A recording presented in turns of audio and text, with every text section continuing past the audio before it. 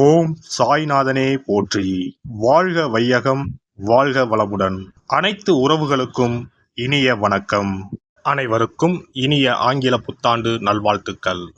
நிகழும் ஸ்ரீ மங்களகரமான குரோதி ஆண்டு மார்கழி மாதம் 17ஆம் தேதி புதன்கிழமை அன்று பிரதமை திதியில் உத்திராடம் நட்சத்திரத்தில் வியாகாதம் நாமயோகத்தில் பாலவம் கர்ணத்தில் அமிர்தயோகம் கூடிய நன்னாளில் இந்த ஜனவரி மாதம் பிறக்கிறது. பிறக்கப்போகும் இந்த புதிய வருடத்தின் முதல் மாதத்தில் உங்கள் வாழ்வில் வளமும் நலமும் செல்வ செழிப்பும் பெற்று வாழ்வில் உயரிய நிலையை அடைய எல்லாம் வல்ல எம்பெருமானை வேண்டி விரும்பி கேட்டுக்கொள்கிறேன். ஜனவரி மாதத்தின் கிரகங்களின் நிலை என்னவென்று பார்த்தால், ரிஷபத்தில் குரு பகவான் வக்ர நிலையில் உள்ளார். கடகராசியில் செவ்வாய் பகவானும் வக்ரத்தில் உள்ளார். கேது பகவான் கன்னிராசியிலும், கும்பராசியில் சுக்கிரன் சனியும், மீனராசியில் ராகு பகவானும் உள்ளனர். தனுசு ராசியில் சூரியன் புதன் இணைவு உள்ளது. இம்மாத கிரக பயிற்சி என எடுத்துக்கொண்டால், சூரிய பகவான் 14/1/2025 தனுசு ராசியில் இருந்து மகர ராசிக்கு பயிற்சியாகின்றார். 24/1/2025 புதன் பகவான் தனுசு ராசியில் இருந்து மகர ராசிக்கு பயிற்சியாகின்றார். இந்த கிரக அமைப்பினால் இம்மாதம் உங்கள் வாழ்வில் ஏற்படக்கூடிய சுபபலன் என்ன என்பதனையும் அசுப பலன் என்ன என்பதனை பற்றியும், அசுப பலன் ஏற்படுமாயின் ராசிக்காரர்கள் செய்ய வேண்டிய பரிகாரம் என்ன, வழிபட வேண்டிய தெய்வம் யார் என்பதனை பற்றியும் விரிவாக காண்போம்.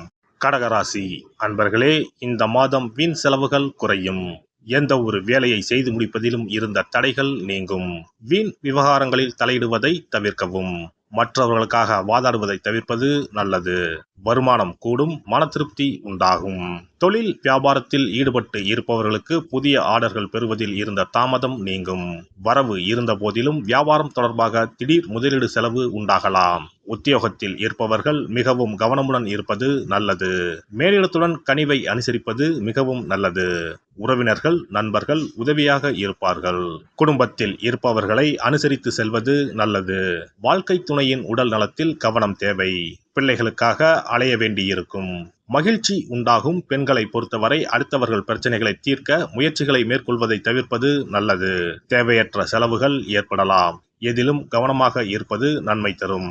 கலைத்துறையினருக்கு எடுத்த முயற்சிகள் சாதகமான பலன் தரும். பணவரத்து அதிகரிக்கும். தொழில் தொடர்பான காரியங்களை யோசித்து செய்வது நல்ல பலனை தரும். வீண் கவலை ஏற்பட்டு நீங்கும். புத்தி சாதுரியத்தால் எல்லாவற்றையும் சமாளித்து வெற்றி காண்பீர்கள். அரசியல் துறையினரை பொறுத்தவரை மேலிடம் நீங்கள் சொல்வதை கேட்டு நடக்கவில்லையே என்ற எண்ணம் ஏற்படும். வழக்குகளில் சாதகமான நிலை காணப்படும். நீங்கள் மற்றவர்களுக்கு உதவிக்கரம் நீட்டுவதில் தயங்க மாட்டீர்கள். பேச்சு திறமை அதிகரிக்கும். மாணவர்கள் ஆசிரியர்களின் உதவியுடன் பாடங்களை சந்தேகம் நீங்கி தெளிவாக படிப்பது நல்லது. மனதில் உற்சாகம் உண்டாகும். நட்சத்திர பலன்கள் புனர்பூசம் 4ஆம் பாதம். இந்த மாதம் உடற்சோர்வு உண்டாகலாம். பூர்வீக சொத்துக்கள் மூலம் வரும் வருமானம் தாமதப்படும். திருமணம் தொடர்பான முயற்சிகளில் சாதகமான நிலை இருக்கும். தொழில் வியாபாரம் தொடர்பான காரியங்களில் எதிர்பாராத தடை ஏற்பட்டு நீங்கும். பணவரத்து அதிகரிக்கும். எதிர்பார்த்த பண உதவி வந்து சேரும். உத்தியோகத்தில் இருப்பவர்கள் மேல் அதிகாரிகளை அனுசரித்து செல்வது நல்லது. பூசம் நட்சத்திரம். இந்த மாதம் அலுவலகம் தொடர்பான பணிகள் தாமதப்படும். எதிலும் கவனம் தேவை. குடும்பத்தில் இருப்பவர்களுடன் வீண் வாக்குவாதங்களை தவிர்த்து சாதாரணமாக பேசுவது நல்லது. வாழ்க்கை துணையுடன் இருந்த மனஸ்தாபங்கள் நீங்கும். நண்பர்கள் உறவினர்கள் வருகை இருக்கும். பிள்ளைகள் நலனில் அக்கறை காட்டுவீர்கள். ஆயுள்யம் நட்சத்திரம். இந்த மாதம் வீண் வாக்குவாதங்களை தவிர்ப்பது நல்லது. கடும் முயற்சிகள் பலன் தரும். செலவுகள் அதிகரிக்கும். சாதகமான சூழ்நிலை குடும்பத்தில் காணப்படும். மற்றவர்களுக்கு உதவி செய்ய வேண்டும் என்ற எண்ணம் உண்டாகும். விட்டு சென்ற நண்பர் மீண்டும் வந்து சேர்வார். அதனால் மகிழ்ச்சி உண்டாகும். திங்கள் கிழமையில் ஆதி பராசக்தியை வழிபடுவது காரிய தடைகளை நீக்கும். மன அமைதியை தரும். சிறப்பு தொகுப்பு. கழுத்தை நெரிக்கும் கடன் பிரச்சனையால் கஷ்டப்படுபவர்களுக்கு எளிய பரிகாரங்கள் உள்ளன.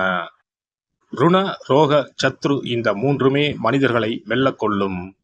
அதிலும் கடன் பிரச்சனை கவலையை ஏற்படுத்தி மனிதர்களை கலங்க வைத்துக் கொள்ளும். கடன் பிரச்சனையால் கஷ்டப்படுபவர்களுக்கு எளிய பரிகாரங்கள் உள்ளன. இந்த எளிய பரிகாரங்களை நம்பிக்கையோடு செய்தால் நிச்சயம் பலன் கிடைக்கும். ஒருவரின் ஜாதகத்தில் 6ஆம் இடம் கடன் ஸ்தானத்தை குறிக்கும். கடன் பிரச்சனையால் இன்றைக்கு பலரும் தற்கொலை செய்து கொள்கின்றனர். சக்கரத்தாழ்வார் அருள் இருந்தால் கண்டிப்பாக கடன் பிரச்சனைகள் நீங்கும். பெருமாள் கோவிலுக்கு சென்று சனி மற்றும் புதன் கிழமைகளில் சக்கரத்தாழ்வார் சன்னதியில் துளசி மாலை சாற்றி 12 முறை வலம் வர வேண்டும். ஒவ்வொரு முறை வலம் வரும் பொழுதும் கடன் தீர்வதற்கு மனமுருக நம்பிக்கையோடு வேண்டிக் கொள்ள வேண்டும். தொடர்ந்து 12 வாரங்கள் செய்தாலே கடன் பிரச்சனை தீர்ந்து மன நிம்மதி ஏற்படும். மேசராசியில் பிறந்தவர்கள் தயிரை கொண்டு இனிப்பு பலகாரம் செய்து ஒவ்வொரு வெள்ளிக்கிழமையும் மாலை வேளையில் பசுவுக்கு கொடுத்து வர கடன் பிரச்சனைகள் தீரும். விருச்சிக ராசியில் பிறந்தவர்கள் ஞாயிற்றுக்கிழமை அன்று லட்சுமி நரசிம்மருக்கு காய்ச்சிய பசும்பால் அல்லது பானகத்தை பிரசாதமாக வைக்க வேண்டும். 48 நாட்கள் இந்த பூஜையை செய்தால் கடன் தொல்லையில் இருந்து விடுபடலாம். ரிஷபராசியில் பிறந்தவர்கள் ஜவ்வரிசி கொண்டு இனிப்பு தயாரித்து அதை வெள்ளிக்கிழமை என்று பசுவிற்கு மாலை வேளையில் கொடுத்து வர கடன்கள் அடைந்து சுகம் பெறலாம். துலாம் ராசிக்காரர்கள் பசும்பாலை சுக்கிர ஓலையில் வில்வ மரத்திற்கு ஊற்றவும். 24 வெள்ளிக்கிழமை செய்திட நிச்சயமாக கடன் தீரும். வெள்ளிக்கிழமையில் அரச மரத்தடி விநாயகருக்கு அகலில் 11 தீபமும் 11 முறை வலம் வந்தும் வழிபட்டால் கடன் தீரும். மிதுன ராசிக்காரர்கள் தினசரி சிறிது தயிர் சேர்த்து குளித்து வரவும். கடன்கள் நீங்கும். மாலை வேளையில் சூரிய தரிசனம் அஸ்தமனத்துக்கு முன் செய்து வரவும். கன்னி ராசிக்காரர்கள் சனிக்கிழமைகளில் உளுந்து வடை தானம் செய்யவும். அதை நீங்கள் உண்ணக்கூடாது. மேலும் துளசிக்கு தினசரி நீர் வார்த்து ஒரு மண் அகலில் நல்லெண்ணெய் விளக்கேற்றி வைக்க ருண நிவாரணம் பெறலாம். கடகராசிக்காரர்கள் ஒவ்வொரு ஞாயிறும் சிறிது வெள்ளக்கட்டியை ஓடும் நீரில் விழவும். கடன்கள் வெள்ளம் போல கரைந்துவிடும். சிம்ம ராசியில் பிறந்தவர்கள் ஒவ்வொரு சனிக்கிழமையும் அரச மரத்தடியில் மண் அகலில் நல்லெண்ணெய் ஊற்றி கருப்பு திரி கொண்டு 8 விளக்குகள் ஏற்றி வர கடன்கள் அழிய வழி பிறக்கும். மகர ராசிக்காரர்கள் சனிக்கிழமைகளில் எள்ளுருண்டை செய்து பலருக்கு தானமாய் கொடுத்து வர கடன் தொல்லைகள் நீங்கும். கும்பராசிக்காரர்கள் வியாழன் மாலை 6 மணிக்கு குங்குமப்பூ சேர்த்த பாதாம் கீர் செய்து மகா விஷ்ணுவுக்கு நிவேதனம் செய்து முதலில் தான் அறிந்துவிட்டு பின்பு மற்றவருக்கும் தானமாய் கொடுத்து வர கடன்கள் மலமளவென அடைபடும்.